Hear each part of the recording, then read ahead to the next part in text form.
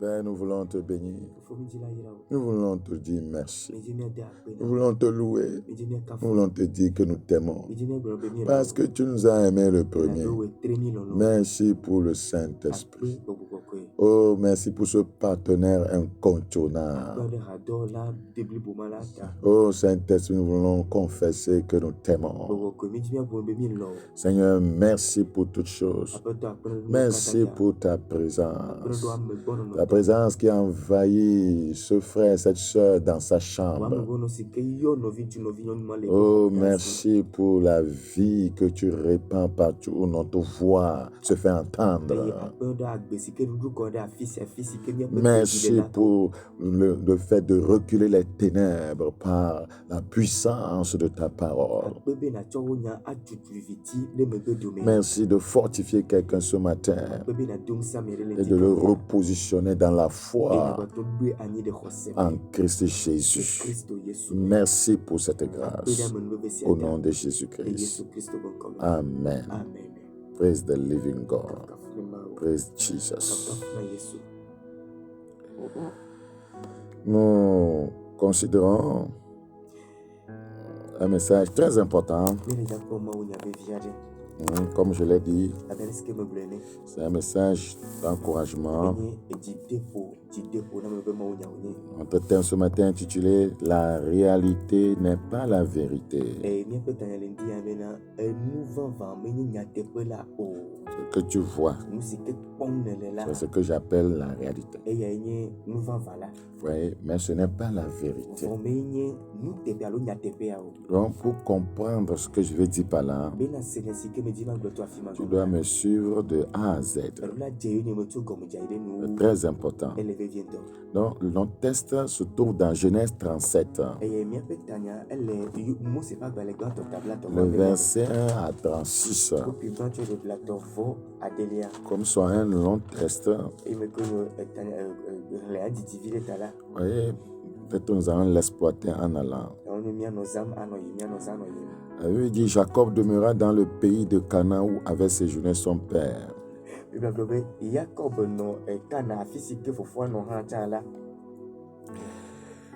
Verset 3. Israël aimait Joseph plus que tous ses autres fils.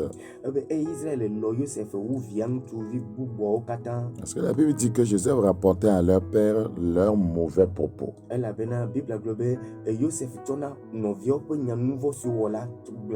Et il aimait Joseph plus que tous ses frères parce qu'il avait eu dans sa vieillesse. La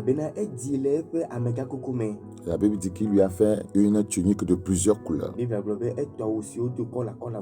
Ses frères virent que leur père l'aimait plus que tous et il le prit en haine. Il ne pouvait lui parler avec amitié. Et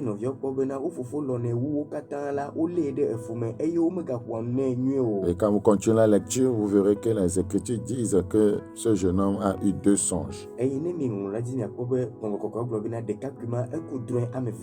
tous ces songes annonçaient son règne futur, vous voyez, sur toute la famille. Et ses frères vont concocter un bon plan, voyez, pour le faire disparaître de la nature.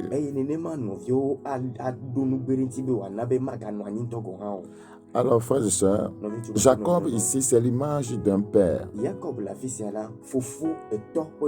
Voyez, un type de Christ. Voyez, qui aime des fils sérieux. Joseph était sérieux. Pourquoi, voyez, son père n'allait-il pas l'aimer? Son père l'aimait parce qu'il était sérieux. Dans Éphésiens chapitre 5, je suis en train de planter le décor. Éphésiens chapitre 5, le verset 4. Éphésiens 5, le verset 4. Joseph était dans la vérité parce que, voyez, il rapportait les mauvais propos de ses frères. La Bible dit au verset 4 d'Éphésiens 5 qu'on n'entend ni parole déshonnête, ni propos insensés, ni plaisanteries, choses qui sont contraires à la bienséance, qu'on entende plutôt des actions de grâce.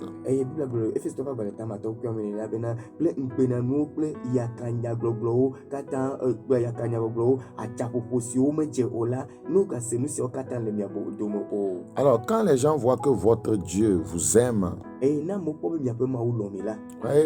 vous porteront envie. Parce que quand vous êtes un bien-aimé de Dieu, vous avez des privilèges. Parce que Dieu fait toujours du bien à ses enfants. C'est pourquoi son père lui a fait une tunique de plusieurs couleurs. Et la Bible nous a dit, dans Matthieu chapitre 10, le verset 35, Matthieu 10, le verset 35. Quand je suis venu mettre la division entre l'homme et son père, entre la fille et sa mère, entre la belle-fille et sa belle, voyez, mère, le verset 36, et l'homme aura pour ennemi les gens de sa maison. Les ennemis de Joseph venaient de sa propre maison.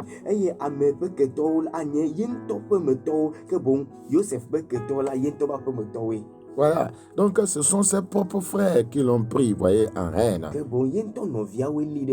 Et leur haine, voyez, s'augmenta quand il leur raconta son songe, ou ses deux songes. Ils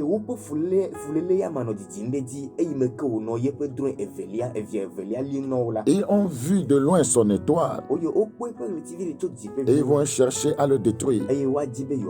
Comme l'étoile de Christ était vue dans Matthieu chapitre 2, et Hérode cherchera à tout faire pour le tuer. Et il va tuer, voyez, des petits enfants, voyez, pratiquement de 2 ans, voyez, cherchant à éliminer Christ. Et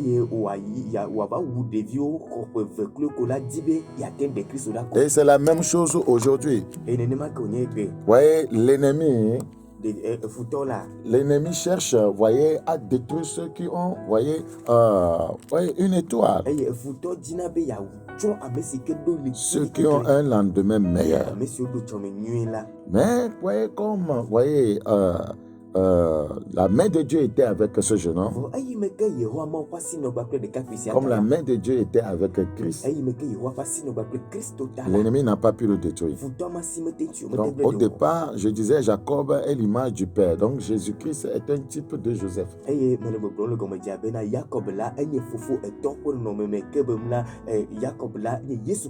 Joseph, c'est parce qu'il y avait fait une erreur là-bas. Jacob est un type de Père, Joseph est un type de Christ.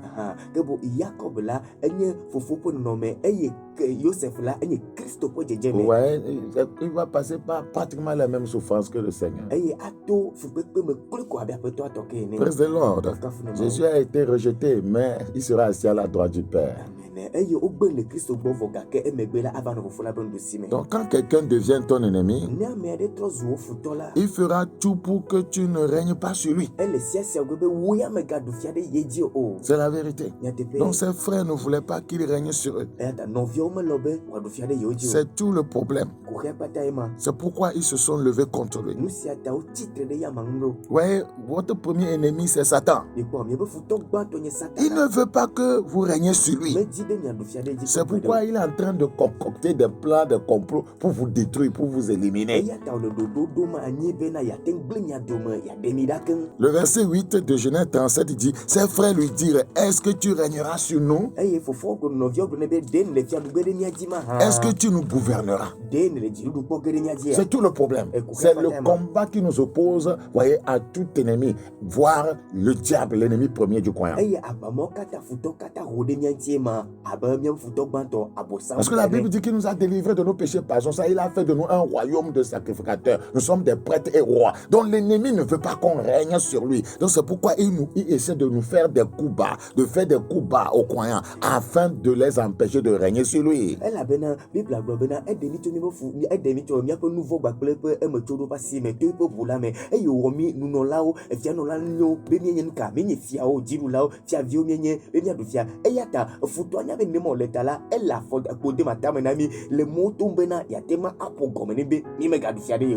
Au verset 10, le père même de Joseph a dit, mais est-ce que tu veux que tes frères, moi, ta mère, voyez, nous virions se porter devant toi?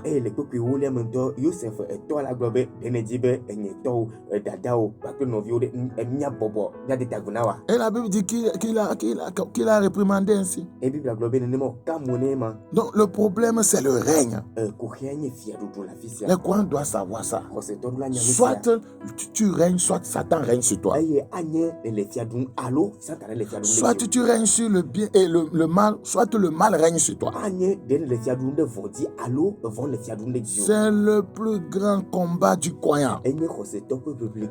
Mais malheureusement, l'ennemi arrive, voyez, à dominer plusieurs croyants. Beaucoup de croyants ne savent pas qu'on ne peut pas vivre la vie chrétienne sans la puissance, sans la domination.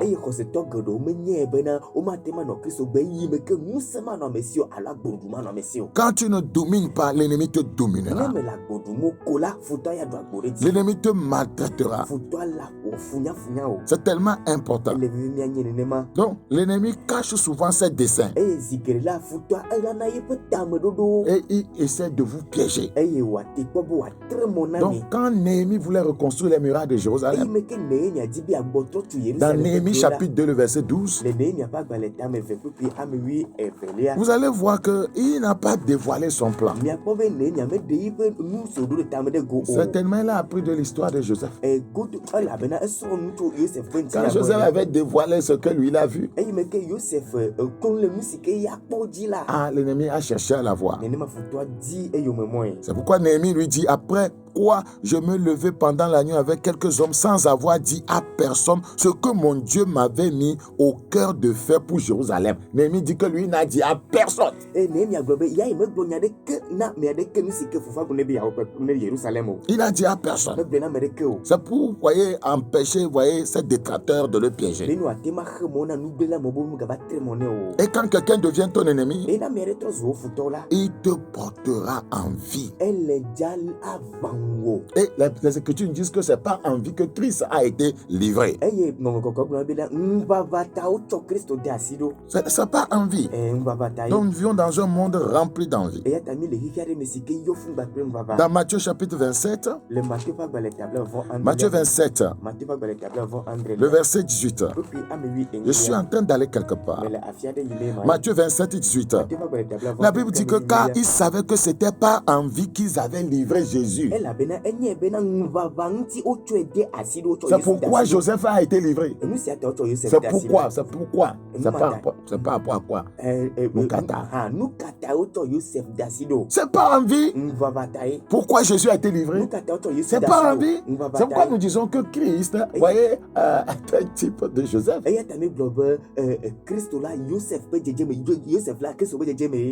Praise the living God. Vous allez voir que Joseph, c'est un jeune homme qui faisait tout pour ne pas corrompre ses voies, pour ne pas pécher.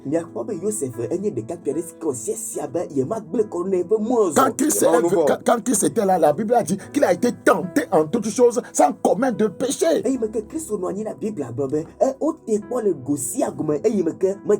Joseph aussi a été tenté en toutes choses. C'était une préfiguration de Christ. Praise the living God. Vous savez, souvent, il y a des moyens qu'utilise l'ennemi pour détruire, voyez, un homme de vision, un homme qui a un grand rêve et un grand avenir.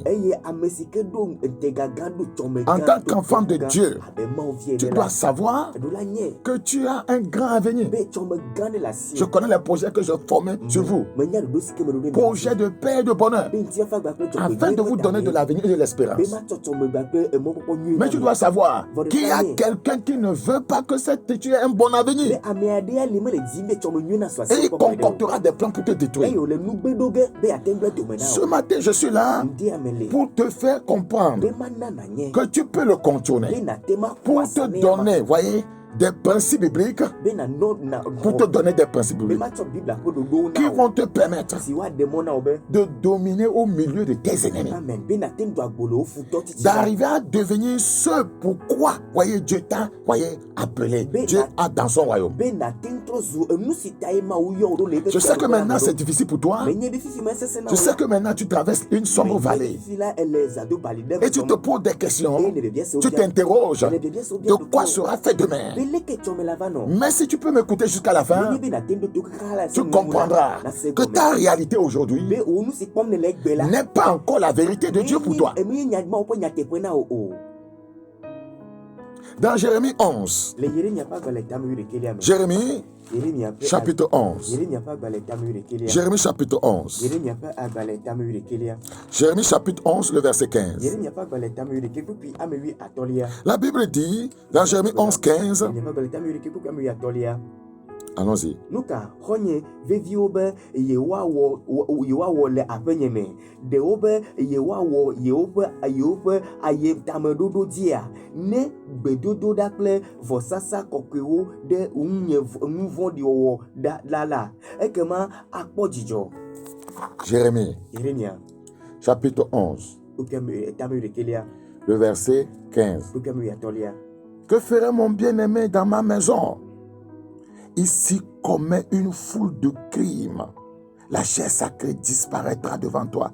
Quand tu fais le mal, c'est alors que tu triomphes. Oui, c'est le principe de Dieu, du diable. Il triomphe par quoi? Par le mal. Il triomphe par le mal.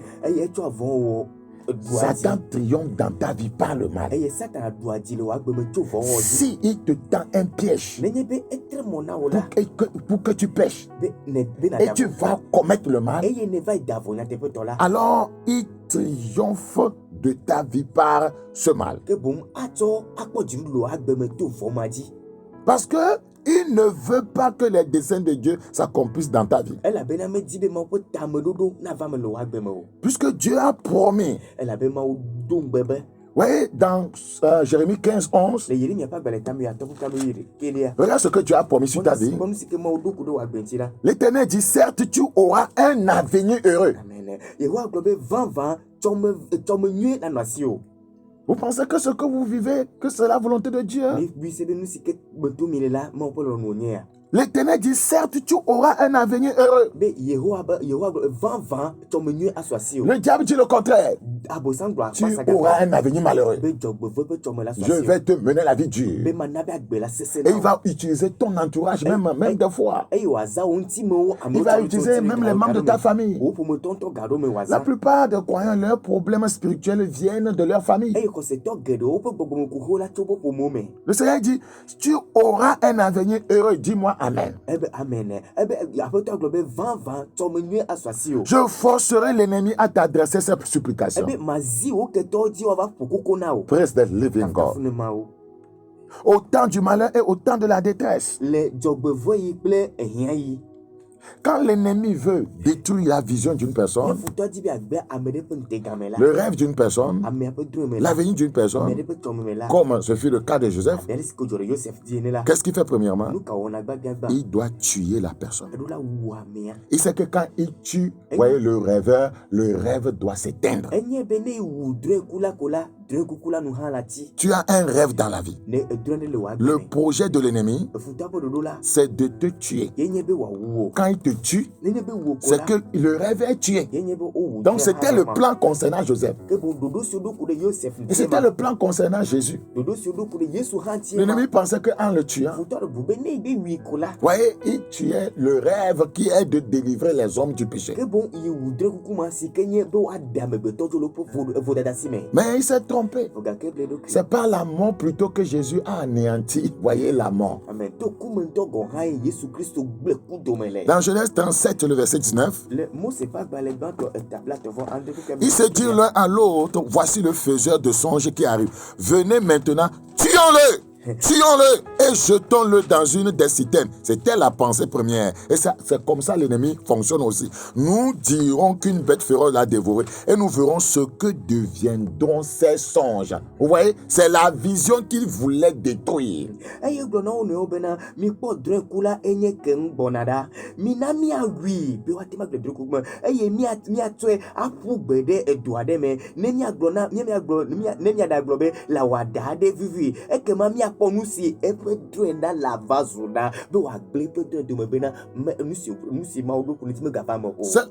C'est le combat. Vous voyez que l'ennemi oppose même aux hommes de Dieu, oppose aux églises, aux serviteurs de Dieu. Puisque Joseph était appelé à délivrer, voyez toute une nation, voyez, de la famine. Un serviteur de Dieu appelé à délivrer les gens, voyez, des liens du diable, de la famine, voyez, spirituelle.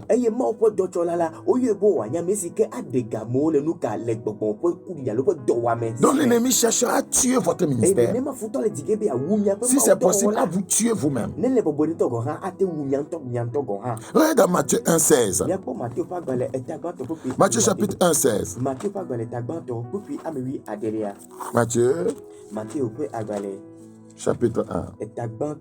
Nous prions le Seigneur de nous aider, de nous garder. Matthieu 2 plutôt. Matthieu 2,16.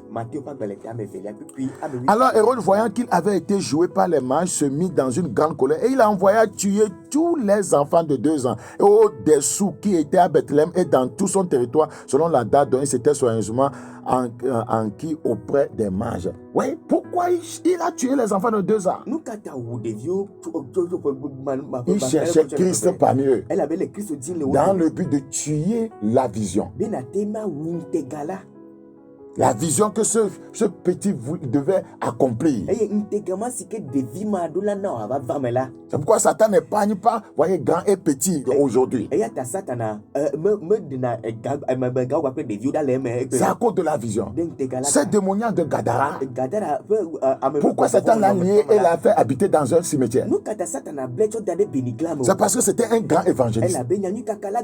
Le but, l'objectif de l'ennemi, c'est détruire les visions. Voyez, empêcher les gens de dominer demain sur lui.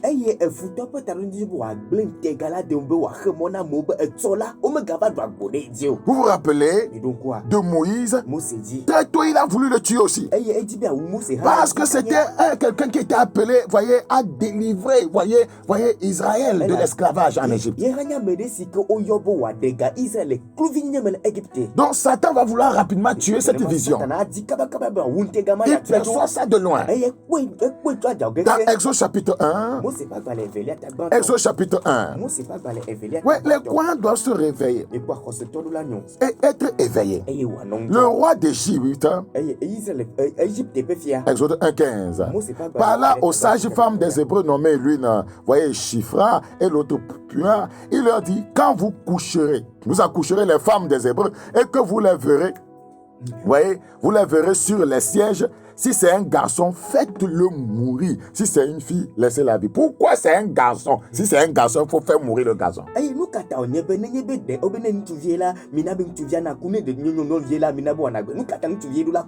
Premièrement, il pensait que, voyez, Israël se multipliait et qu'il devenait de plus en plus puissant. Deuxièmement, voyez, Pharaon, c'était un sorcier. Il savait qu'il naîtra peut-être un garçon qui viendra délivrer le peuple. Donc on devait tuer les garçons en se disant parmi ces garçons il y aura nécessairement, voyez, le délivreur.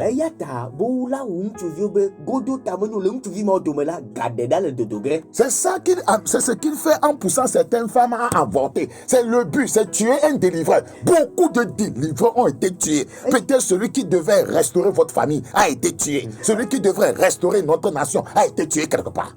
eye nu ma yo wona tutuna nyo no be na o de na fu amegede o de na fu ma ne ma gade la gede o wo le gome jameke ta me nyo ame masike digele de vi masike digele la yini ame sike ya dega o pomia adega mia po duko adega mia po dronami. Les hommes de Dieu ont été éliminés par des avortements. C'est l'ennemi pour tuer les visions, pour tuer les délivreurs avant qu'ils ne paraissent. C'est la vérité. Même toi et ta femme là, papa, maman, vous avez tué celui qui devrait relever la tête de votre famille en avortant en disant que on ne voulait pas cet enfant. Papa, maman, mi denia no nya tepe me vogakela mi wa me masikela va nie gade na ne nyemo pomea la mi wi mi globena yo me kale vidimo ta wa de fois.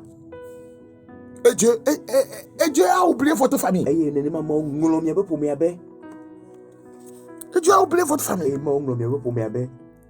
C'est le plan de l'ennemi. C'est comme ça qu'il fonctionne. Dans Néhémie chapitre 4, Néhémie 4, le verset 11.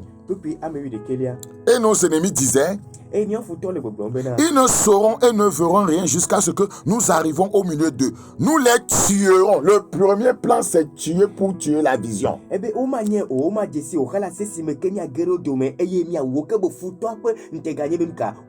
les tuerons et nous ferons ainsi cesser l'ouvrage. Ça, c'est le premier plan. Tuer pour faire cesser l'ouvrage. Et il a tué spirituellement plusieurs croyants, plusieurs pasteurs, pour que l'œuvre de Dieu n'ait pas de l'ampleur dans cette nation. Un esprit.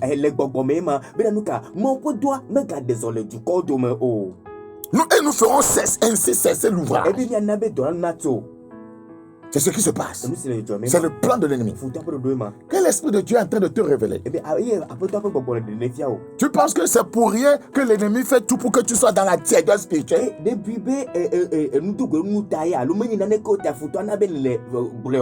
Que tu n'aimes pas la prière? Que tu es, voyez, tu vis dans la légèreté spirituelle? Il veut faire cesser quelque chose. Tu sais pourquoi il t'a amené à forniquer? À commettre adultère, ouais, à te masturber, à garder la haine, la colère, la rancune. Il veut faire cesser quelque chose que Dieu devait utiliser à faire. Tu sais pourquoi, voyez, il fait tout pour détruire votre couple. Il veut faire cesser un plan de Dieu. Quelque chose que Dieu veut réaliser. Quelque chose que Dieu veut construire. Mes amis, l'ennemi ne s'amuse pas. Hein. Regardons encore ce passage. Et nos ennemis disaient, ils ne sauront et ne feront rien. Ils ne sauront et ne verront rien. Si vous ne priez pas, vous ne saurez pas, vous ne verrez rien. Vos yeux ne s'ouvriront pas en esprit. Vous n'aurez pas le discernement pour savoir que Satan est en train de concocter un plan contre vous. Ils ne sauront pas et ne verront rien jusqu'à ce que nous arrivons au milieu d'eux. Nous les tuerons. Et nous ferons ainsi cesser l'ouvrage. Oh frères et sœurs, vous devez vous réveiller. C'est le premier plan. Pour détruire une vision, un rêve. Le plan, c'est de vous tuer physiquement ou spirituellement. Le second plan. Le second plan. Regardez. Genèse 37. Genèse 37. Genèse 37. Le verset 23. Lorsque Joseph fut arrivé auprès de ses frères, il le dépouilla de sa tunique, de la tunique de plusieurs couleurs qu'il avait sur lui. Le deuxième plan, c'est de vous dépouiller, voyez, de votre tunique. La tunique ici représente, voyez, le salut, ce que votre Père vous a donné.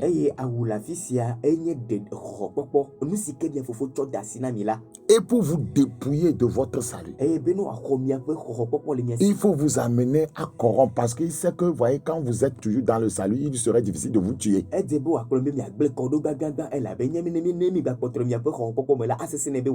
Beaucoup de croyants ne sont plus fermes.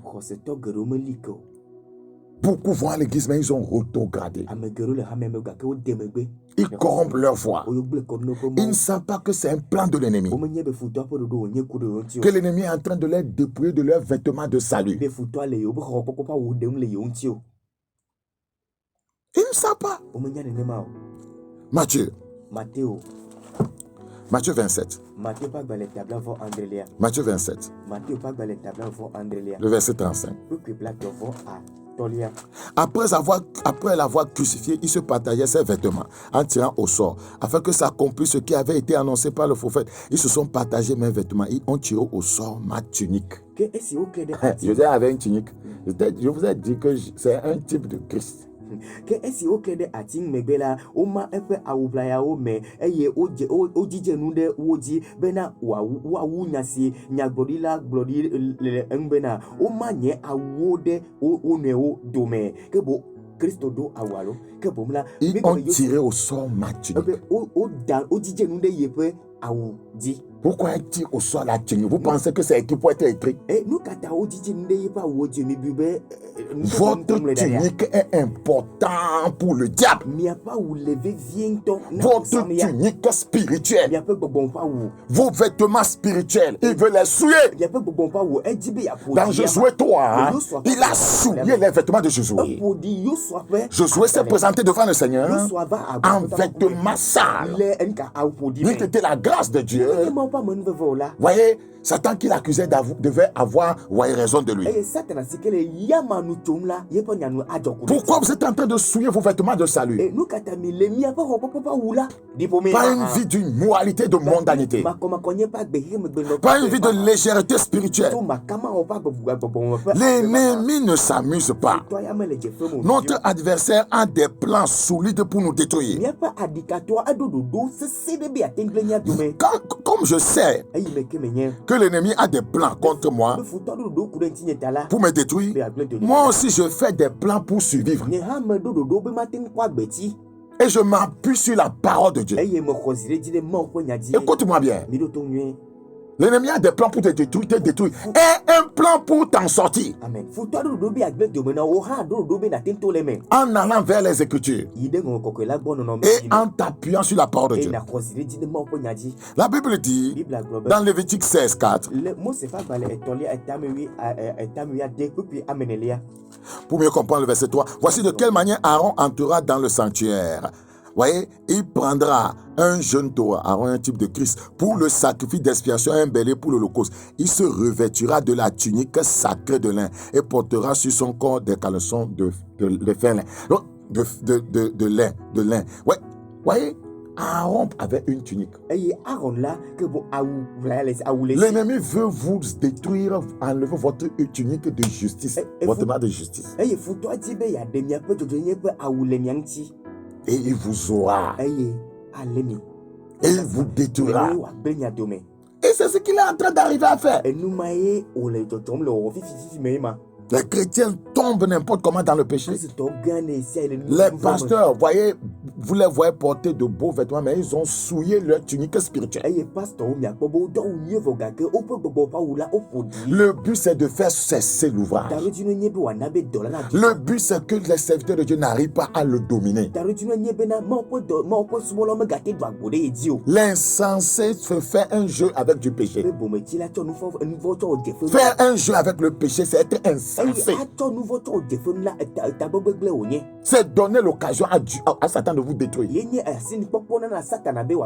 Péché, c'est offrir sa vie en sacrifice au Dieu diable.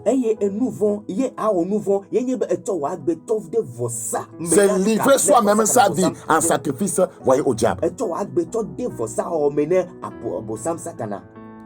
Donc, le premier plan pour détruire votre vision, votre avenir, vous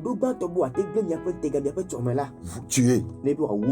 2. Vous dépouillez de vos vêtements de justice, de vos vêtements de sainteté, de vos vêtements de salut. C'est pourquoi le diable n'aime pas qu'on prêche la sanctification. La Bible dit celui qui a les mains pures, voyez, se fortifie de plus en plus. Donc, il ne veut pas que vous ayez de plus en plus de la force, de la puissance pour le dominer. Parce que c'est ça le problème. C'est la domination, le règne. Il ne veut pas que vous dominiez sur ces démons. Les esprits mauvais qui utilisent. La Bible dit dans 2 Samuel 13. 2 Samuel chapitre 13. 2 Samuel 13. Le verset 18. Et si vous vous rappelez de cette histoire, de ce jeune homme insensé, vous voyez, qui a couché avec sa demi-sœur Tamar. La Bible dit, oui, cette jeune fille, au verset 18, elle avait une tunique de plusieurs couleurs. Car c'était le vêtement que portaient les filles du roi. Nous sommes des fils et des filles du roi des rois. En esprit, nous portons une tunique. Hey! Amen. Elle a bien allé à Fianon, si on est de Tubiola, doit oué. Les blâmes, doit oué. Que bon, mais il y a fiavi, non, vieux fiavi, tuvio, et il y a autorisé les miens signés. Regardez, elle portait cette tunique, ouais, aussi longtemps qu'elle était vierge, image de la sainteté, image de la pureté, image de la justice, de l'innocence, la candeur.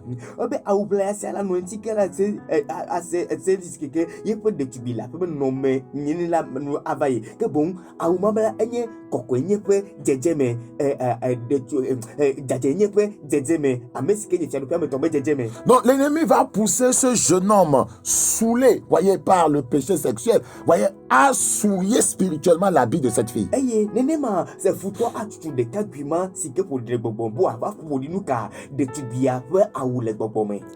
La Bible dit, Tamar répandit de la cendre sur sa tête et déchira sa tunique bigarrée. Voyez, physiquement. Parce qu'en esprit, c'était déjà déchiré par le péché sexuel. Le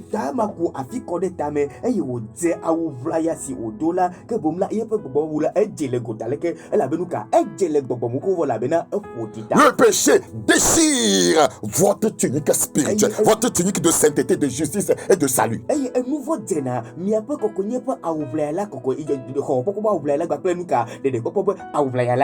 Mais vous continuez physiquement à avoir l'apparence de la piété. À vous habiller, voyez, oh, belle, quelle jolie sœur, oh, quel habillement propre. Ah, mais spirituellement, tu t'es souillé par la vie de péché que tu mènes en cachette.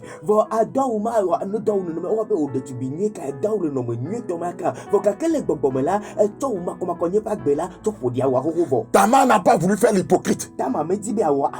Elle savait que son vêtement, voyez, de salut, voyez, de justice, de sainteté, est déjà souillé, déchiré. C'est pourquoi, physiquement ici, elle a déchiré ça.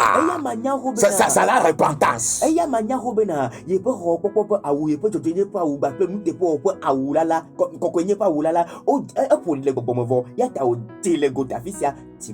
Pour que les gens voient que ça ne va pas. Ouais, j'ai corrompu mes voies. J'ai péché. Ouais, j'ai commis l'immoralité. Quand bien même c'était un viol, c'est le péché. Elle mit la main sur sa tête et s'en alla en poussant des grands cris. Combien aujourd'hui poussent des cris de détresse lorsqu'ils tombent dans un quelconque péché? Les gens cachent plutôt, ça ne leur dit plus rien. L'ennemi t'a vaincu. Eyo place tale abubu dom le yeme ela abubu do le yipe vosi o dalata ke bo amene ni we egbe onyebe o davola o to asiklata do abubu de po vosi o dalata o kake de orlene futo dudio wo wo. Les pasteurs cachent, les bishops cachent, les apôtres cachent, les mamans pasteurs cachent, les diaconesses cachent, les diacres cachent, les responsables de groupes musicaux cachent. Et on vient devant Dieu et on chante. On a des parole de sainteté dans la bouche, mais rien n'est saint dans le cœur.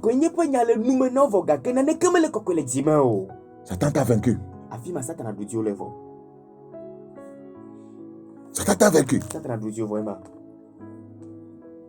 Nous avons un habit spirituel. Il a été dit à Josué dans Zacharie 3, ôtez-lui les vêtements sales. Revêtez-lui les habits de fête. Les vêtements blancs.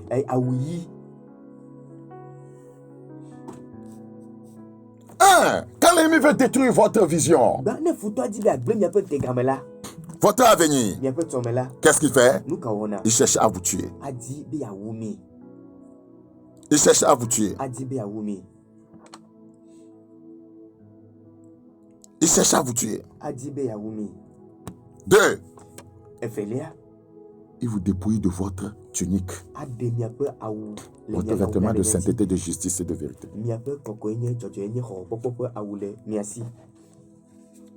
3.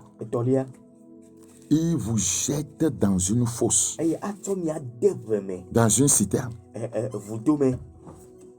dans une citerne, dans une situation qui vous décourage, où vous êtes frustré et déprimé.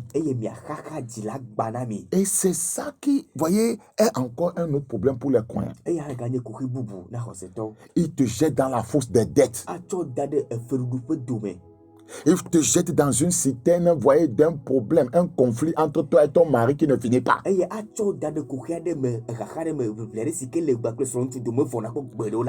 te met dans une fosse de maladie incurable.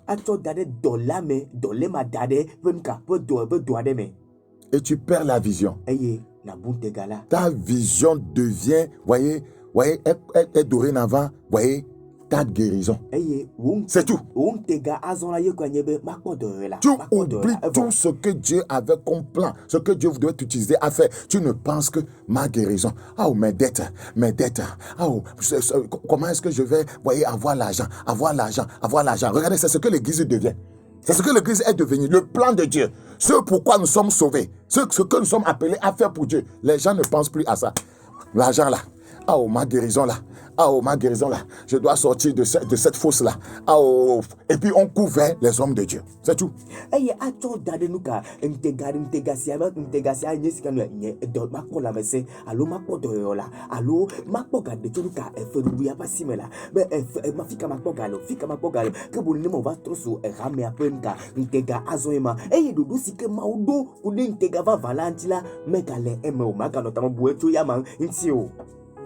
C'est ça. Et chaque fois qu'on se rend dans les assemblées chrétiennes, c'est pour sortir des fausses, des citernes. C'est tout.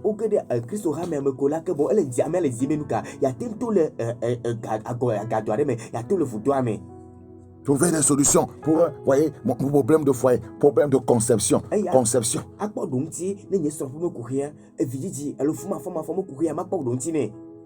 Et puis on ne sert plus les desseins de Dieu.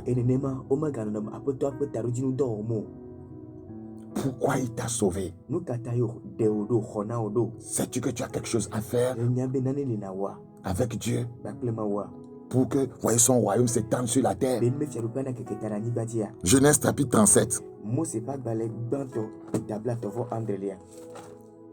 Combien de croyants pensent encore à évangéliser, à gagner des âmes? Toutes les prières sont dirigées vers, voyez, les problèmes. Genèse 37. Genèse chapitre 37. Le verset 24. Ils le prirent et le jetèrent dans la citerne. Cette citerne était vide. Il n'y avait point d'eau. Voilà, il y a un manquement là-bas. C'est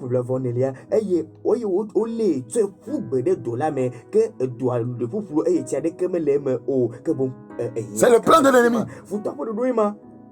C'est vide. Il n'y a pas de nourriture dedans. Il n'y a pas de l'eau là. Donc c'est le problème que Satan a causé dans la vie des gens.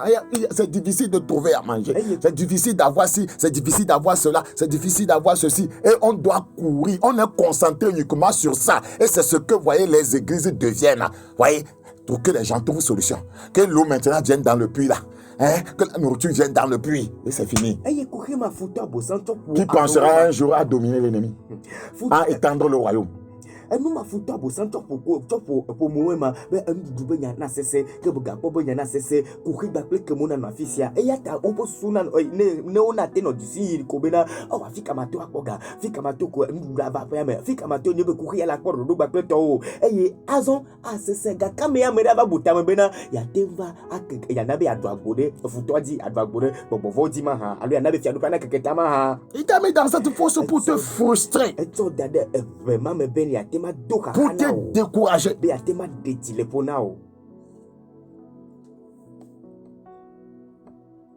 Dans Jérémie 38.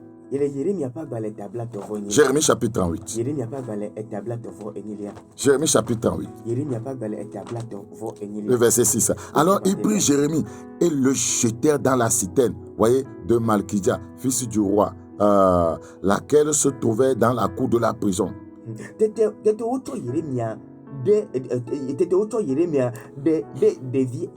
On l'a jeté dans une citerne. Il descendit Jérémie avec des cordes. Il n'y avait point d'eau dans la citerne là. Il fait ça aussi aux hommes de Dieu. Il n'y a pas d'eau là. Faire le ministère, c'est difficile là. Il y avait de la boue, il n'y avait que de la boue là. Et Jérémie enfonçait dans la boue là. L'homme de Dieu s'enfonçait dans la boue. Le but c'est qu'il faut empêcher Jérémie d'accomplir la vision. D'être un instrument de délivrance pour le peuple. Il a mis des hommes de Dieu dans cette situation, une citerne. Comme c'est difficile le ministère. Comme il n'y a pas de moyens. Alors on doit s'enfoncer dans la boue. La boue c'est quoi? Corrompre ses voix. S'enfoncer dans la boue. Ce n'est plus prêcher la sainte doctrine. S'enfoncer dans la boue. Vous voyez, c'est aller vers les occultistes pour avoir la puissance. S'enfoncer dans la boue. Voyez, inventer des offrandes pour escroquer les gens. Parce qu'il n'y a pas d'eau dans la citerne. Tu dois t'enfoncer dans la boue pour t'en sortir. C'est-à-dire, enfoncer, c'est corrompre tes voix. T'enfoncer dans la boue, c'est corrompre tes voix.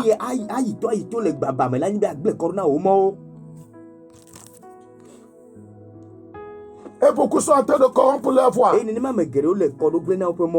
Beaucoup sont en train de corrompre leur voix.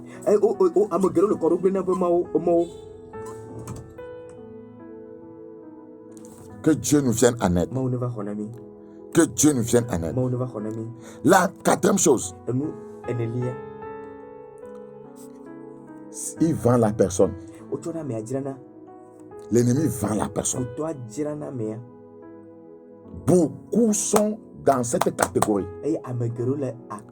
Ils ont été vendus. Être vendu, hein? Voyez, c'est le point le plus culminant, c'est que vous ne vous en sortez plus.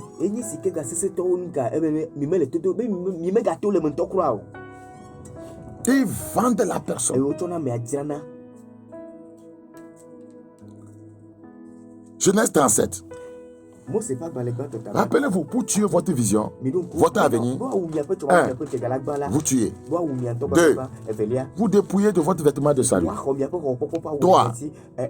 Voyez, vous jetez dans une citerne, dans une fosse, dans une situation frustrante, décourageante. Quand on est découragé, on ne peut plus aller loin. 4. L'ennemi vous vend. Genèse 37. Le verset 28. Nous lisons en éveil rapidement.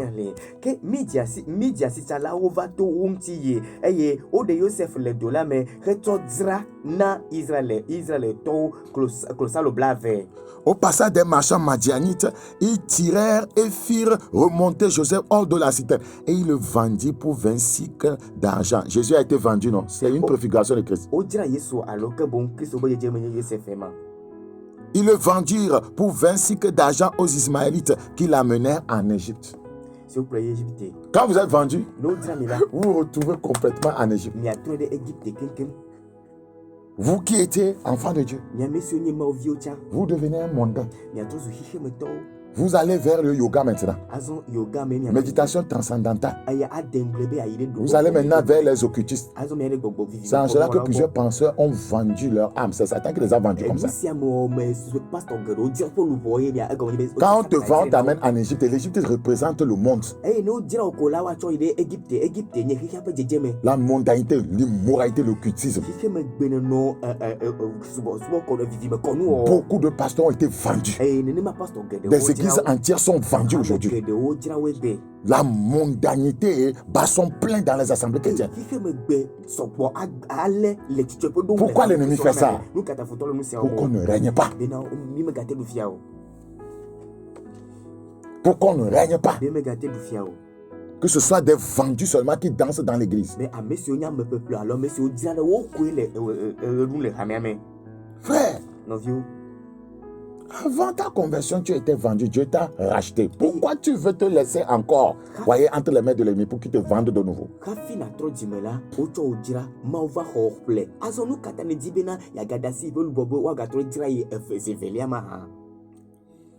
Esther 7:4, voyez, Esther va dire que nous avons été vendus pour être détruits.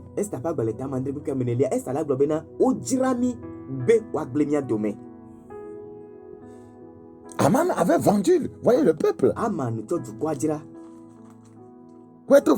Pour être détruit, pour être égorgé. Praise the living God. Vous savez, quand je me rappelle d'où Dieu m'a sorti, je ne veux plus donner l'occasion à l'ennemi. Et il m'a donné un chant qui me rappelle ce que j'étais, ce qu'il a fait pour moi. L'amour m'a cherché, l'amour m'a trouvé, l'amour m'a cherché, l'amour m'a trouvé. J'étais perdu, j'étais vendu, j'étais rejeté et j'étais méprisé, mais l'amour m'a cherché, l'amour m'a trouvé, Jésus m'a cherché. Jésus m'a trouvé, Jésus m'a cherché, Jésus m'a racheté. J'étais perdu dans la vallée de l'homme de la mort. J'étais perdu dans les régions du monde, mais l'amour m'a cherché, l'amour m'a trouvé, l'amour m'a cherché, l'amour m'a trouvé. J'aimerai Jésus pour ce qu'il m'a fait. J'adorerai Jésus pour tout ce qu'il m'a fait. Je ne l'abandonnerai jamais, car il est cet amour. L'amour m'a cherché, l'amour m'a trouvé. Vous pouvez retrouver ce chant sur YouTube. Tapez, vous voyez, message des derniers temps, New. Voyez, chant inspiré, Bakoyas.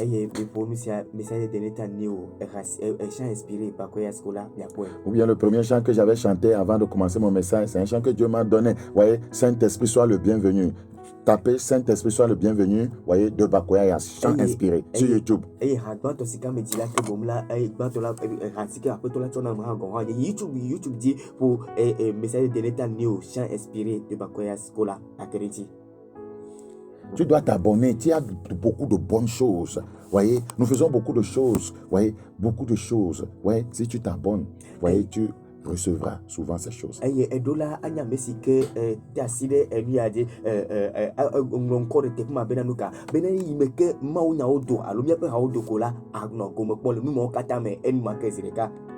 J'étais vendu. J'étais perdu dans les régions du monde, dans les régions du péché. Jésus qui est l'amour m'a cherché. Il m'a trouvé. Il m'a racheté. Il m'a restauré. Pourquoi je vais me laisser de nouveau, voyez, pour que l'ennemi me ramène encore dans le monde? Je sais d'où je viens. J'étais rejeté. J'étais méprisé. Mais l'amour m'a cherché.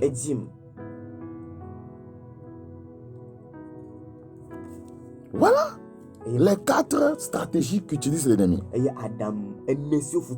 1. Vous tuez. 2. Vous dépouillez de votre tunique de sainteté. 3. Voyez, vous jetez dans une citerne, une fosse de frustration, de découragement.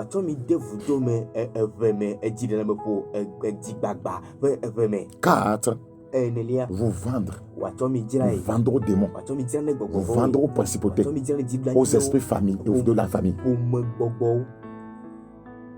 Vous êtes toujours dans les liens. Vous ne cherchez que des vivants. Vous n'allez pas accomplir une vision.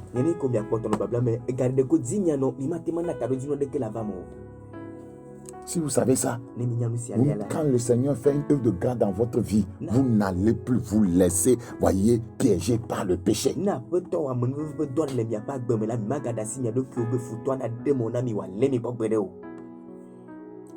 Alors, les frères de Joseph vont, voyez, finir par le vendre. Et quand ils l'ont vendu, ils devraient faire un rapport à leur père par rapport à l'enfant, puisqu'on l'avait envoyé vers eux. Alors, qu'est-ce qu'ils doivent dire à leur père? Ils vont inventer quelque chose. Genèse 37, 29. Genèse 37, 29. Ruben revint à la citerne et voici Joseph n'était plus dans la citerne. Il déchira ses vêtements, retourna vers ses frères et dit, l'enfant n'y est plus, et moi où irai-je? Il prit alors la tunique de Joseph et ayant tué un bouc, il plongeait la tunique dans le sang. Verset 31.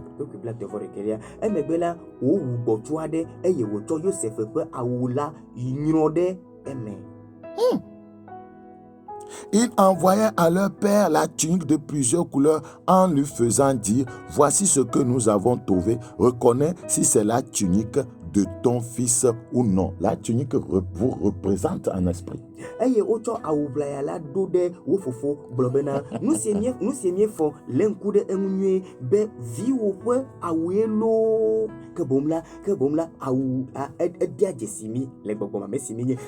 Jacob l'a reconnu et dit, c'est la tunique de mon fils. Une bête féroce l'a dévoré. Joseph a été mis en pièces.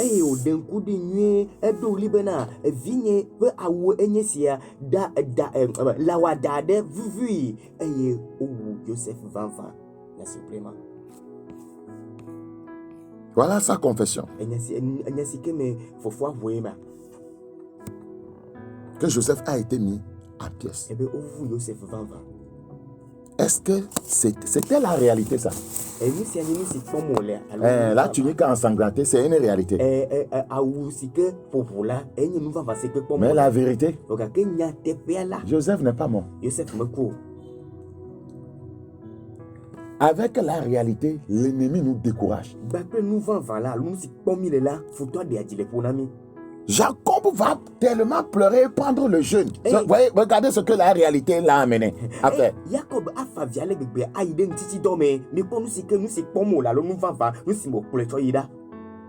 Regardez ce que la réalité fait.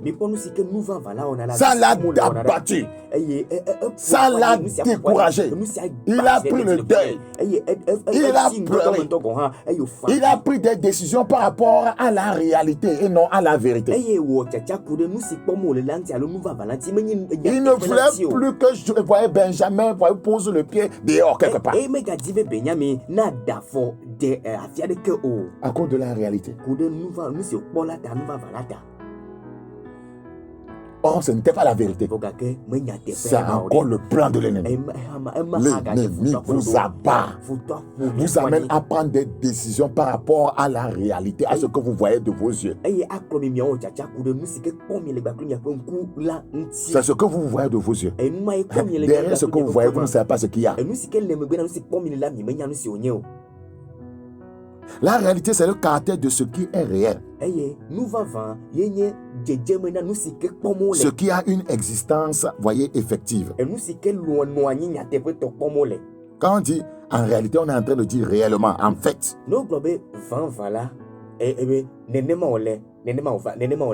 Mais la foi transcende la réalité pour saisir la vérité de Christ. Je suis en train de rentrer, voyez, dans le fond du message maintenant. La foi transcende la réalité pour saisir la vérité de Christ. Seule la vérité de Christ affranchit. Se concentrer sur votre réalité vous détruit. Vous maintient dans la peur, l'angoisse et le désespoir. Écoute bien. Se concentrer sur votre réalité vous détruit, vous maintient dans la peur, l'angoisse et le désespoir.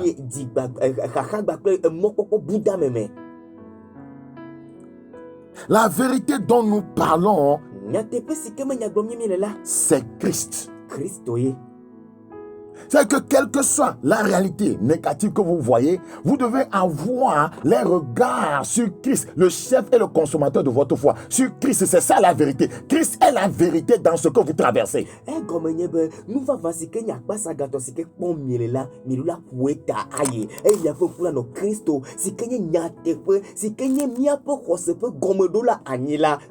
La Bible dit vous connectez la vérité. La vérité vous affranchira. La vérité vous a franchi de cette réalité négative. Dans Romains 3. Romains chapitre 3. Le verset 4. Romains chapitre 3. Le verset 4. Loin de là, que Dieu au contraire soit reconnu pour vrai. Ce que Dieu dit de ta vie, de ta situation, reconnais ça vrai par rapport à ce que toi tu vois. Yeah. Le message que te donne la réalité, est-ce le même message que te donne la vérité?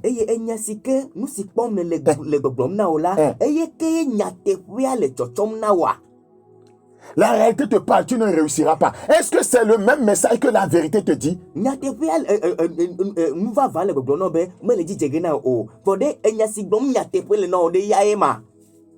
C'est là où l'ennemi arrive à avoir plusieurs personnes. Et tu tombes pour menteur. Ce que l'homme te dit là, est-ce que c'est ce que Dieu te dit?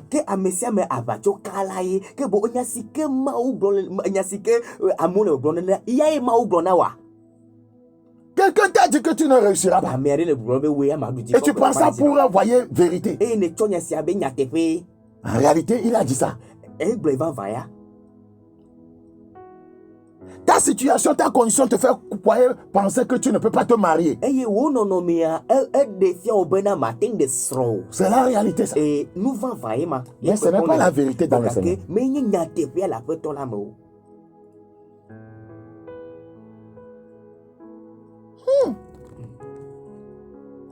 Tu tombes pour menteur selon qu'il est écrit, afin que tu sois trouvé juste dans tes paroles et que tu triomphes lorsque qu'on te juge.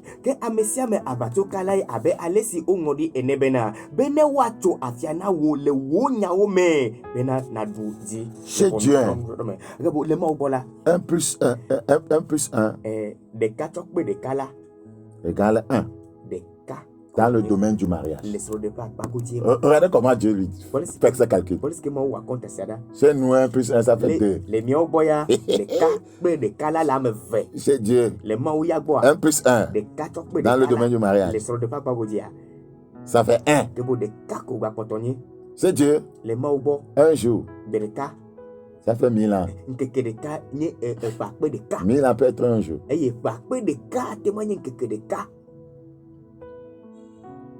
Tu peux commettre un péché dans ce jour qui peut détruire, voyez, 50 ans de grâce que Dieu devait te faire.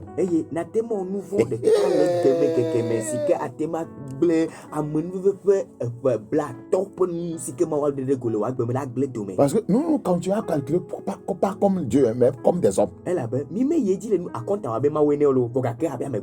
Votre réalité disparaît seulement si vous acceptez la vérité des Écritures.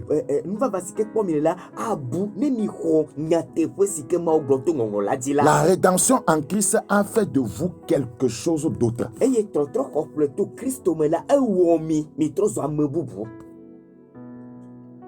Vous devez croire en ce que la vérité vous dit. La Bible dit dans Apocalypse 5, 10. Pour mieux comprendre, pas du verset 9. Et il chantait un cantique nouveau en disant: tu es digne de prendre le livre et d'en ouvrir les sceaux, car tu as été immolé et tu as racheté pour Dieu par ton sang des hommes de toute tribu, de toute langue, de tout peuple et de toute nation. Tu as fait d'eux un royaume et des sacrificateurs pour notre Dieu, et ils régneront sur la terre. C'est ce que la vérité dit sur toi. Que tu régneras sur la terre. Mais la réalité te fait comprendre que tu es un échec. Et tu acceptes la réalité. C'est pourquoi tu échoueras. Ne croyez pas en votre réalité. Quiconque continue à croire en sa réalité n'a pas assez de foi pour la faire disparaître.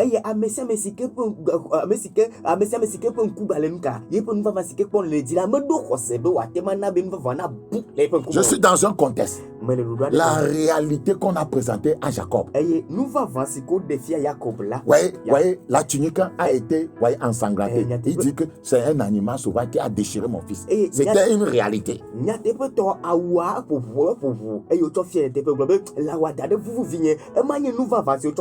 n'était pas la vérité. Cette réalité va le détruire. Sera frustré, va sombrer dans le désespoir. Il vivra dans les lamentations, dans les regrets. C'est moi qui l'ai envoyé. Si je n'avais pas envoyé mon fils, les gens continuent à vivre dans cette chose-là. Tu ne peux pas évoluer.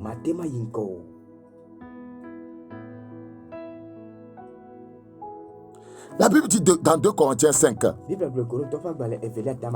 Corinthiens, chapitre 5, le verset 7.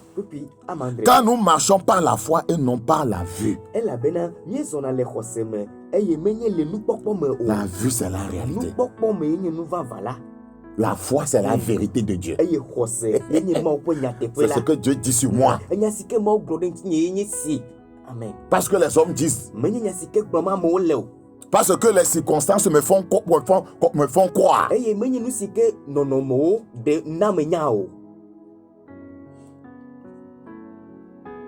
Praise the living God.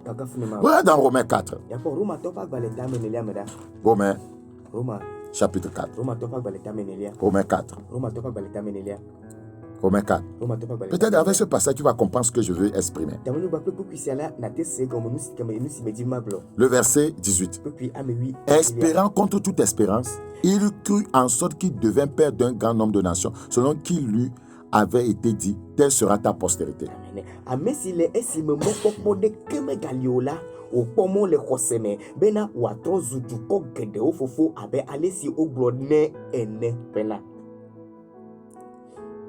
La Bible dit, Et sans faiblir dans la foi, verset 19, il ne considéra point que son corps était déjà usé. C'est la réalité. C'est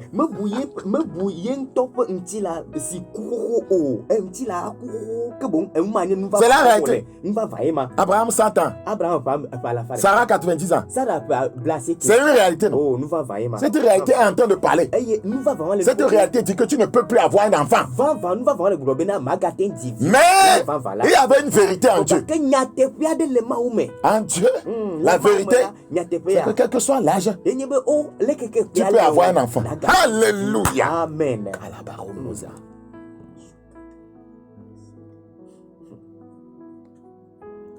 Abraham n'a pas regardé à la réalité. La réalité, son corps était déjà usé. Si le corps est usé, les membres sont usés. Cacaï n'est pas trop chose.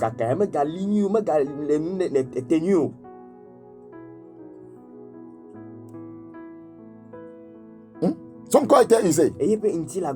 Balancer les hanches, c'était un problème.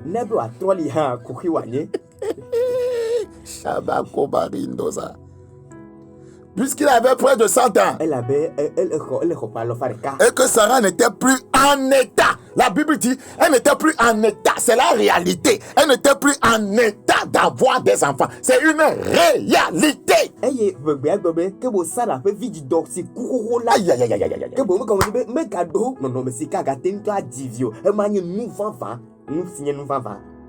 Mais le gars n'avait les yeux sur la vérité. Parce que Dieu lui avait dit une vérité.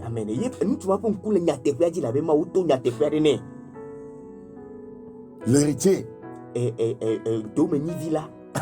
sera Isaac. Il ne douta point par incrédulité au sujet de la promesse de Dieu. C'est ça la vérité. Mais il fut fortifié par la foi, donnant gloire à Dieu.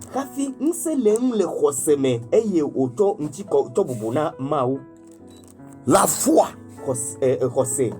en la parole vous donne la force, la puissance de transcender vos réalités et de vous approprier de la promesse de la vérité.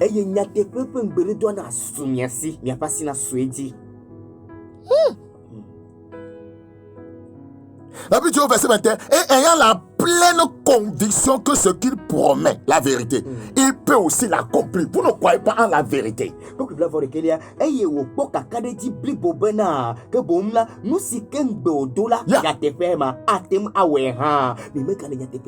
Regarde, peut-être tu es dans cette état. Sarah n'était plus en état d'avoir des enfants. C'est comme tu n'es plus en état de te marier. En état de travailler. En état, voyez, de faire des affaires. En état d'être encore heureux. C'est la réalité. Ce n'est pas encore la vérité.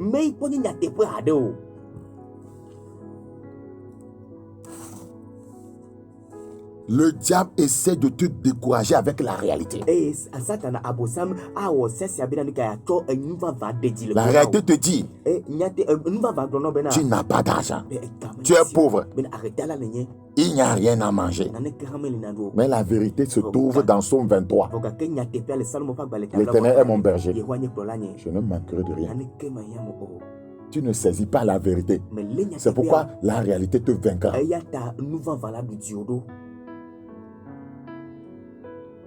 Oui, j'ai traversé une sombre vallée. Quand j'étais jeune, j'étais encore un étudiant. Quand le vieux a trépassé, j'avais ma mère et mes jeunes frères. Comment je vais faire cette situation? Il n'y a personne dans la famille qui voulait nous aider. On était mal vus. D'ailleurs, on avait choisi le camp de Dieu. Et c'était un problème. Rejeté, méprisé. C'est une vraie histoire.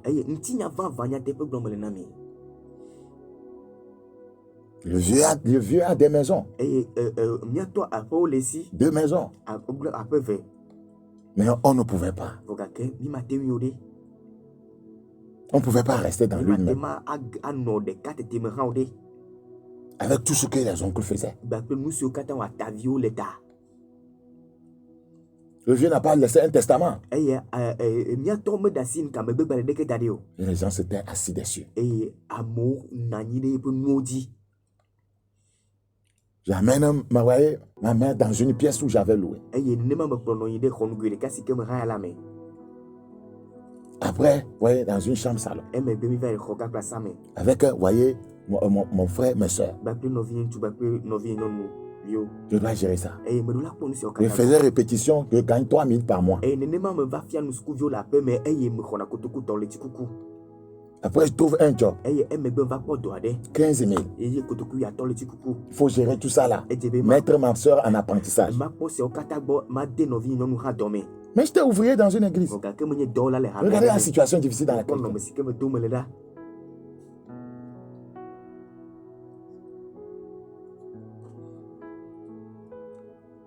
Le découragement voulait venir. C'était une grande réalité. Je vais faire comment? Quel est l'avenir qui m'est réservé? Quand j'ouvre les yeux pour regarder les défis auxquels j'étais confronté, je sombrais dans la frustration, dans le découragement total. Les gens autour de moi ne savent pas ce que je traversais.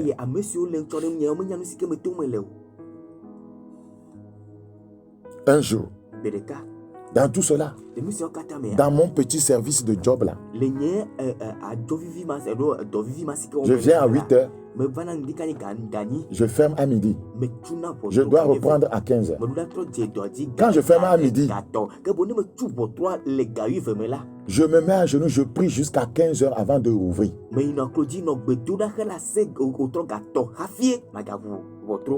En criant à Dieu, en pleurant à Dieu. Après, quand j'ouvre encore les yeux pour regarder les challenges, les défis,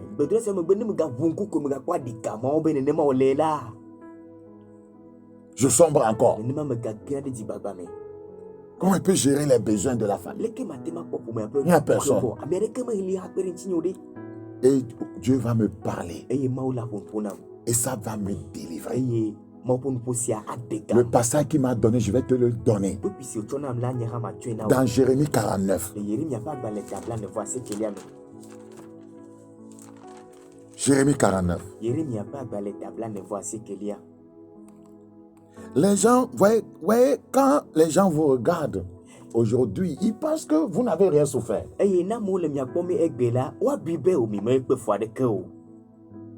Jérémie 49, 11. J'ai cherché 100 francs à Lomé ici. Je devais rentrer à la maison, mais la famille va manger quoi? Un jeune homme qui se charge de sa femme.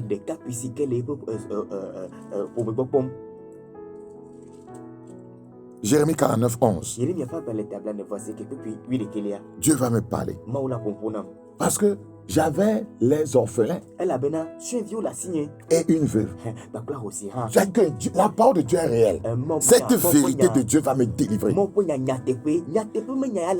Regardez Jérémie 49, 11. C'est à partir de ce passage que mon histoire a changé. Laisse tes orphelins. Je les ferai vivre. Dieu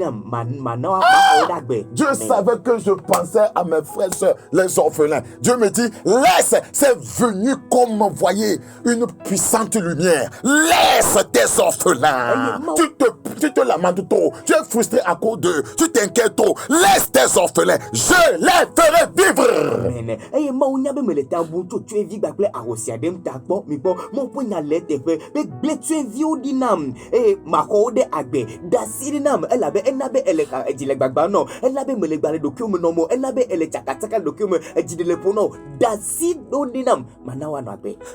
Il dit, et que tes veuves se confient à moi. Il me dit de laisser aussi la veuve. Ma mère.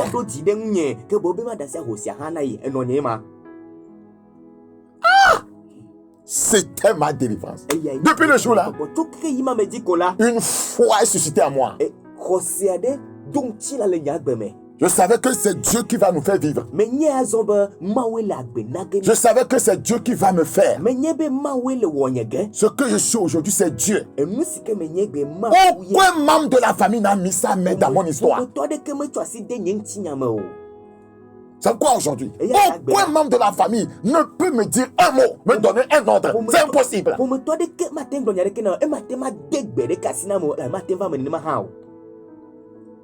Dieu m'a fait.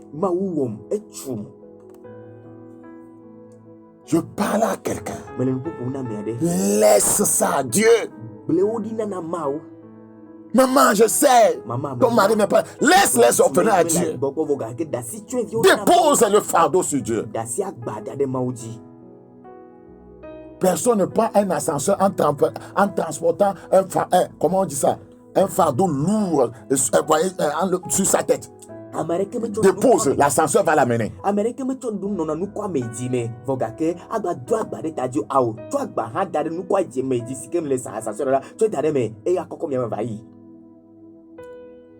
C'est l'histoire de cette vieille. Une vieille. Qui est allée dans les champs pour chercher, voyez, des fagots de bois. Et elle a transporté ça sur sa tête. Et elle rentrait dans le village. Un monsieur voyageait. Et il a vu cette vieille dame sur la route. Il s'est arrêté. Il dit, maman, entre dans le véhicule. Maman est entrée avec son colis qu'elle tenait sur sa tête. Et le monsieur a démarré. Et le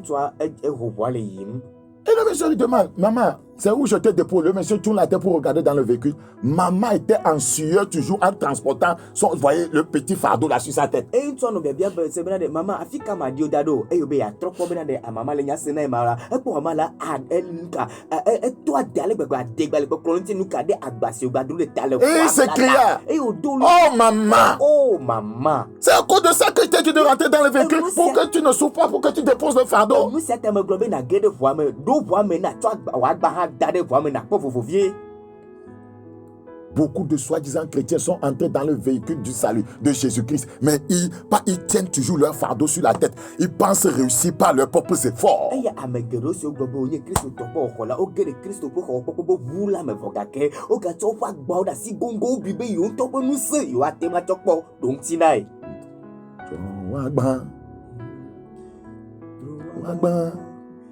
Joagba va Yesubo. Joagba va Yesubo. Lele bagba agba. Joagba va Yesubo. Mouvons bagba agba. Joagba va Yesubo. Laisse-moi tes orphelins. Je les ferai vivre. Quelle parole. Quelle parole. Quelle parole. La vérité est en Jésus. La réalité, on l'a présentée à Jacob. Que Joseph est mort. Oh, la vérité, c'est que Dieu l'avait délivré. Et avait fait de lui un premier ministre en Égypte. Selon Genèse 41-41.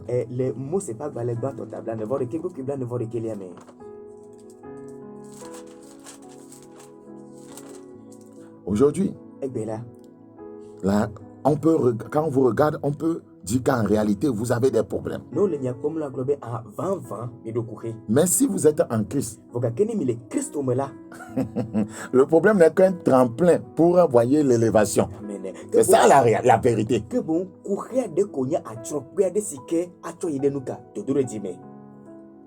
Voilà les yeux de la foi dont nous avons besoin. Marc 5. Marc 5. Marc 5. Comme il parlait encore, voyez, il parlait encore, survint de chez le chef de la synagogue des gens qui dit, ta fille est morte, c'est la réalité. Il dit, pourquoi importuner davantage le maître?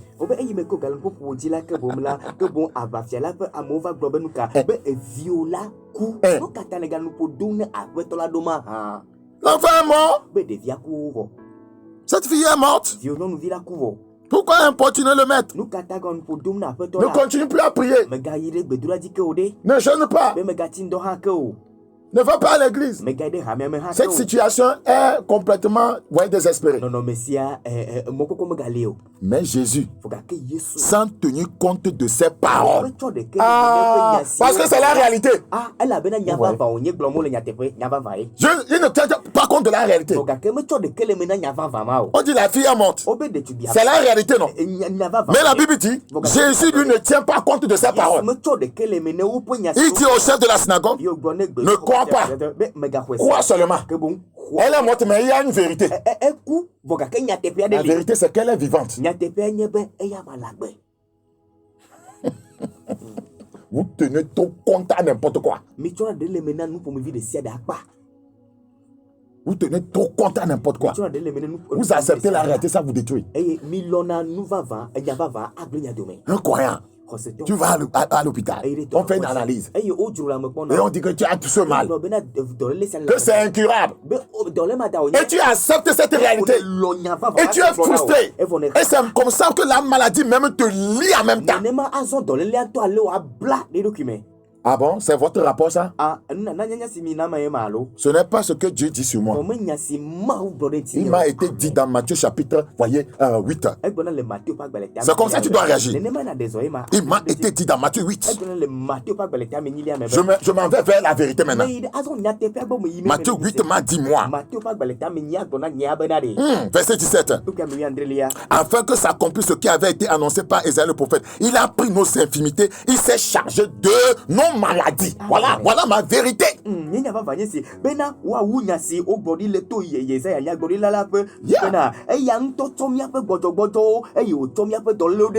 Lorsque vous acceptez le rapport du médecin, vous devenez frustré, vous vous découragez, vous perdez courage, votre foi commence à se noyer. Mais lorsque vous allez vers ce que les Écritures disent sur vous, votre foi est revigorée. Votre foi devient vivante. Vous opposez la vérité, voyez, aux réalités.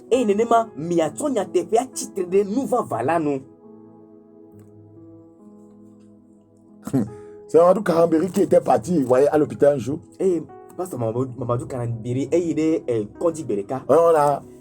Après, vous voyez, le test du médecin. Il a crié. Votre tension. C'est trop élevé. Vous avez hypertension maintenant, c'est une maladie incurable.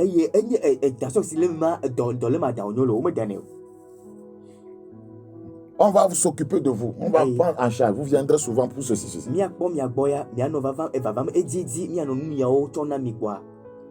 Il n'était pas aussi vieux qu'aujourd'hui. Et il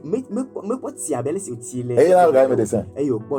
La Bible me dit qu'il guérit toutes les maladies. Et toi, tu me dis que maladie incurable. Il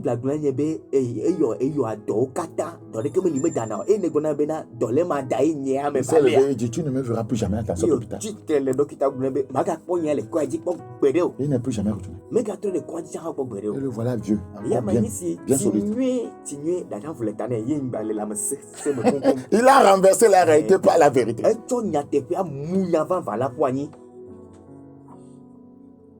Par ça, mais tous nous sommes guéris. Par ça, mais tous nous sommes guéris. Par ça, mais tous nous sommes guéris. Par ça, mais tous nous sommes guéris.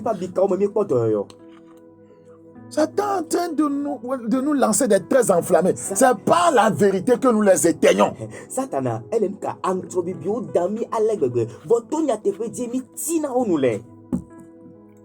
En libérant notre bouclier de la foi. La foi vient de ce que l'on entend. Ce que l'on entend vient de la parole de Dieu. Et la parole de Dieu, c'est la vérité.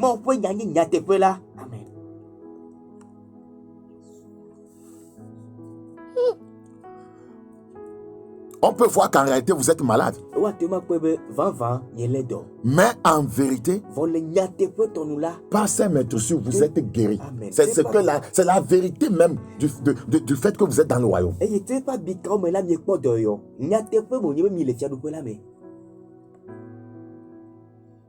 Des fois, les gens ont que seulement la vérité. Des fois, on a des témoins comme ça. La personne, elle a oublié ça. Avant qu'elle ne sache, le mal a disparu de lui-même.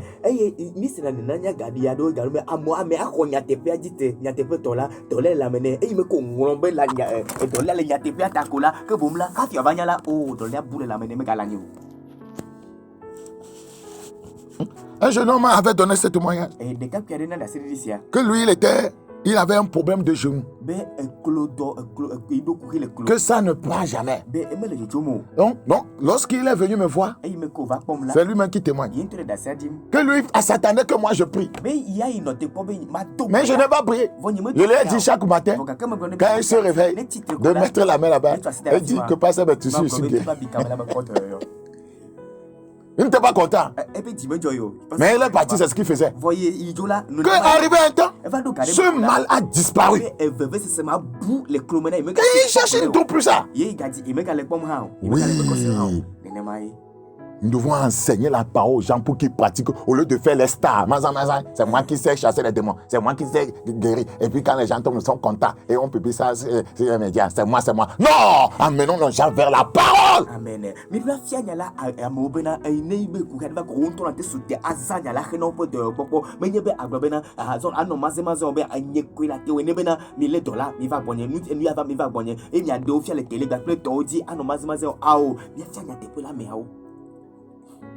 Un Pierre 2, 24 dit pas ça, mais tous nous sommes guéris.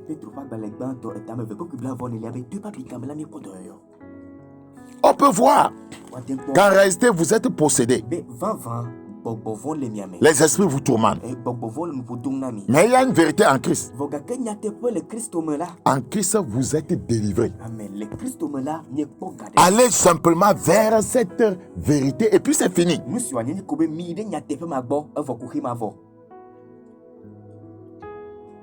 Paul était dans les liens. Dans Romains 7. Et la Bible dit, il va s'écrier au verset 24. Vous allez le lire en EV. Il va s'écrier. Romains 7, 24.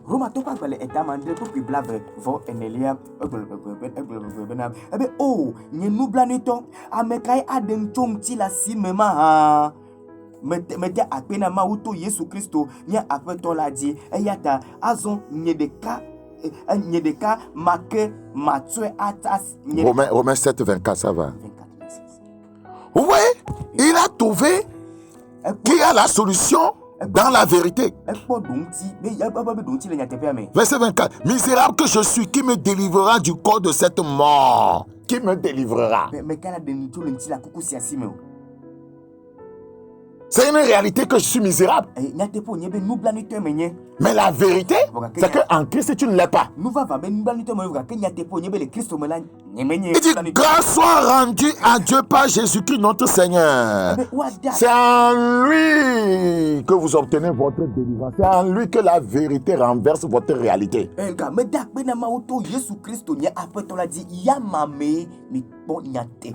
ne dis pas que c'est en l'église. Je ne dis pas que c'est dans une dénomination.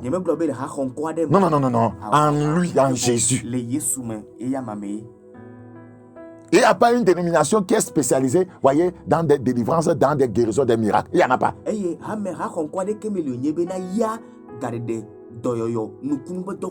a pas un pasteur qui est spécialisé dedans.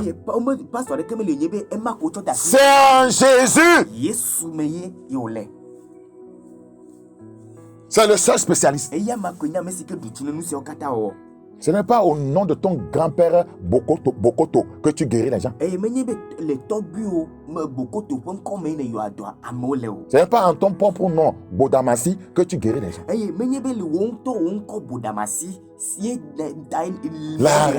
La réalité n'est pas la vérité. La vérité est en Jésus. Écoute, je voudrais parler à un célibataire. Voyez, On peut dire qu'en réalité, watema globe vanva que tu es célibataire. nenya mesike me pode soado Mais en vérité, volenya tepe mela en vérité, lenya tepe ya mea tu es marié. edesro Ce mariage aura juste lieu en Jésus. et soldema elle java me le yesu me ko Que la réalité ne te décourage pas. et nous va me galon À corrompre tes voix, à aller vers l'immoralité sexuelle. Le Seigneur nous a dit dans Osée 2. Osée 2. Tu dois oser aller vers la vérité. C'est pourquoi Satan jette la vérité par terre. Mais les Écritures nous disent, avec tout ce que tu as, acquiert la vérité. Achète la vérité. Osée. Osée chapitre 2. Osée chapitre 2. Le verset 21. En ce jour-là, j'exaucerai, dit l'Éternel, j'exaucerai les cieux et ils exauceront devance-moi. Osée 2.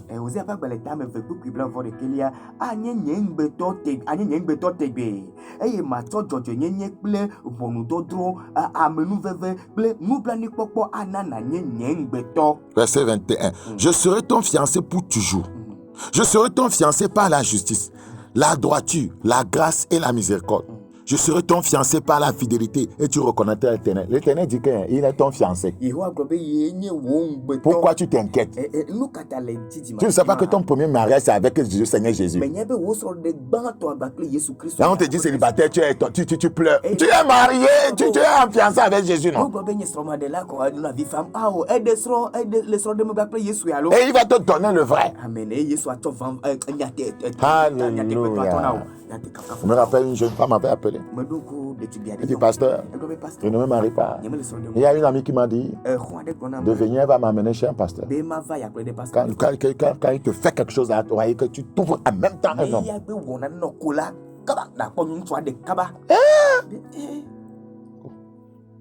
Vous pensez que je vais lui dire quoi? Au lieu de prier, chercher la volonté de Dieu, quelqu'un va te faire quelque chose.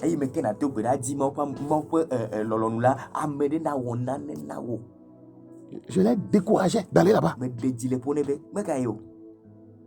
En réalité, vous êtes pauvre. Mais en vérité, vous êtes riche. C'est vous qui ne vous appropriez pas de la vérité pour qu'elle puisse se manifester. Regarde. 2 Corinthiens 8. 2 Corinthiens chapitre 8.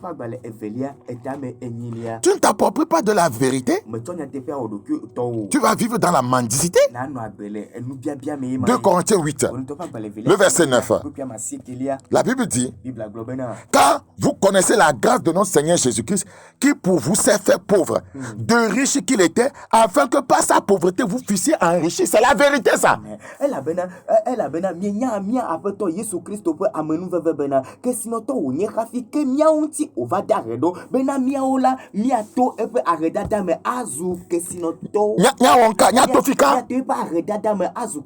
Donc aredadame ke olea ojato me azunka oja fambia to efegba vivi na mto.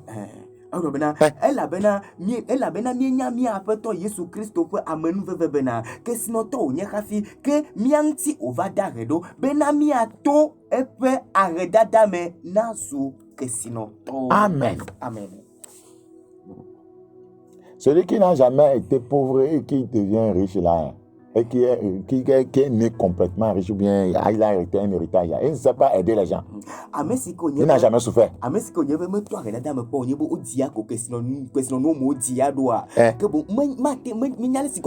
Ces gens, ça s'appelle des gens qui sont nés avec une cuillère d'or dans la bouche.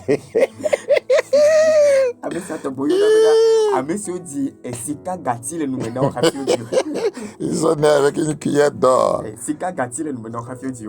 Regarde dans Romains 10. Romains chapitre 10, le verset 12. En réalité, vous voyez votre pauvreté. Mais en vérité, c'est que vous êtes riche. Vous ne vous saisissez pas de la vérité. pour le devenir. Si tu saisis la vérité, ce qu'elle te dit de faire pour quitter la pauvreté, tu le feras et tu vas atterrir, voyez, dans l'abondance. Amen.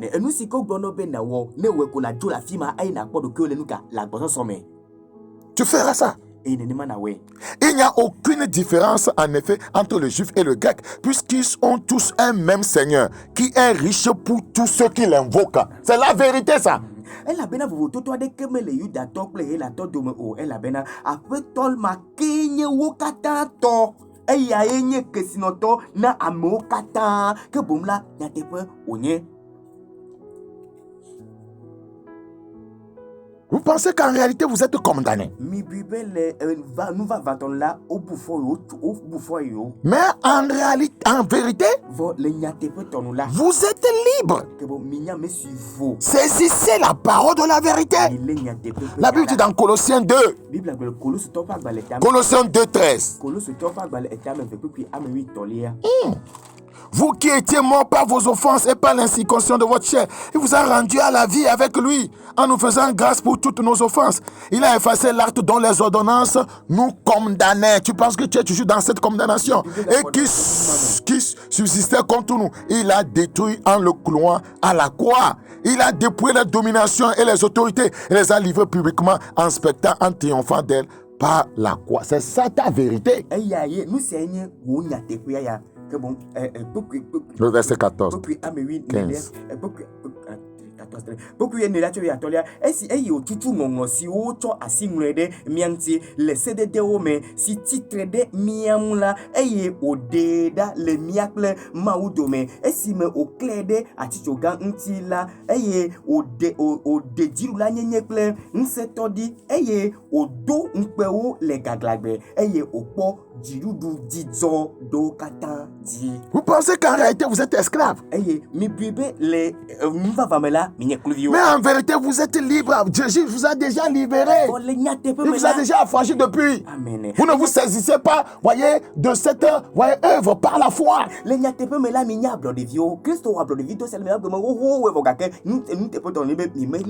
diable vous trompe pas la réalité et vous maintient dedans. La Bible dit dans Romains 6:18. Ayant été affranchi du péché, vous êtes devenu esclave de la justice. Vous êtes déjà affranchi. Amen. Et puis ami la que esi o komi to nouveau si que o ablo de vie là o tomi wo jojo nyenye pe kluvi we o komi ablo de vie. Acceptez la vérité des Écritures. Et rejetez la réalité, voyez que Satan vous fait, voyez voir. C'est vrai, en réalité, vous vous voyez comme un pécheur. Un voleur. Un escroc, un fornicateur, un adultère. C'est une réalité, puisque c'est ce que vous faites. Mais en vérité, vous pouvez devenir un saint. Satan ne veut pas que vous voyez cette vérité. Il vous fait croire que non, c'est votre état. C'est comme ça vous êtes. C'est comme ça vous êtes né. Que c'est votre nature. Non!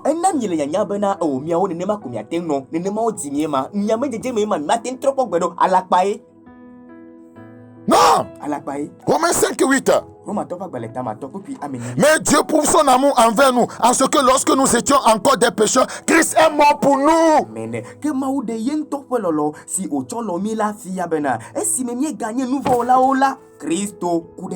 À plus forte raison, donc maintenant que nous sommes justifiés par son sang, serons-nous sauvés par lui de la colère.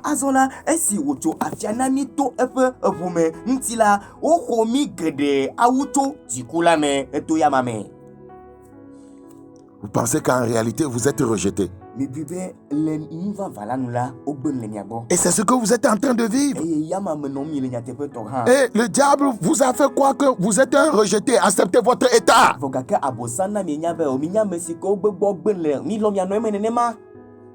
Mais non. Christ vous a accepté. Approchez-vous de lui. 1 Pierre 2:4. Approchez-vous de lui.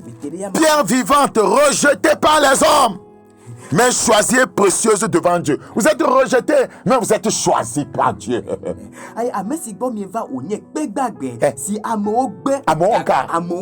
Yeah. enye nu tiatia ple enye nu tiatia ple nu si ho asisese ke bon ogben voga mia bo voga ke ma wo ya homi. Aujourd'hui, vous êtes rejeté. On ne veut pas entendre parler de vous. Sachez une chose. Lorsque on ne veut pas voir un homme de vision, on le verra à la télévision. Écoute-moi encore. Quiconque ne veut pas sentir un homme de vision, on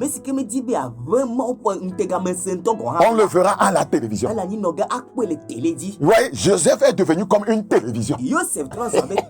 Toutes les nations venaient pour acheter chez lui. Les regards étaient sur lui. Cet homme de vision rejeté. Pas fini. Voilà, il était devenu, voyez, une télévision.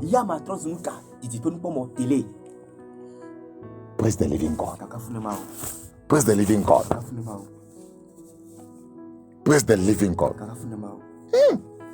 Je prie que Dieu t'aide à comprendre ces choses. Je vais m'arrêter avec Genèse 45. Genèse 45. Genèse chapitre 45. Le verset 27. Verset 27.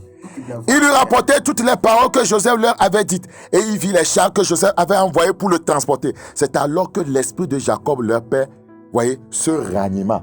Qu'est-ce qui s'est passé? La réalité a endormi son esprit. Mais quand il a connu la vérité, son esprit s'est ranimé. La vérité te ranime. Oui, la réalité t'assombrit. Et Israël dit, verset 28, c'est assez. J'ai demeuré dans la réalité depuis longtemps. C'est assez. Joseph, mon fils, vit encore. C'est la vérité, ça. J'irai. Je vais quitter la réalité. J'irai vers la vérité. J'irai. Et je le verrai avant que je meure. Quitte la réalité. Les circonstances négatives te font croire que c'est fini. Va vers la réalité, la vérité, qui est Jésus-Christ. Vous connaissez la vérité. La vérité vous affranchira. Va vers la vérité, qui est la parole de Dieu. Il t'affranchira. Il dit c'est assez. Que quelqu'un dise ce matin c'est assez. J'ai tout considéré ces réalités. La rédemption a fait de moi un roi. La rédemption en Christ me donne la domination, le règne sur le péché, les démons, les situations négatives. Telle est la vérité. Que ta parole te semée, qu'elle engendre le retour à la vérité au nom de Jésus-Christ. Amen.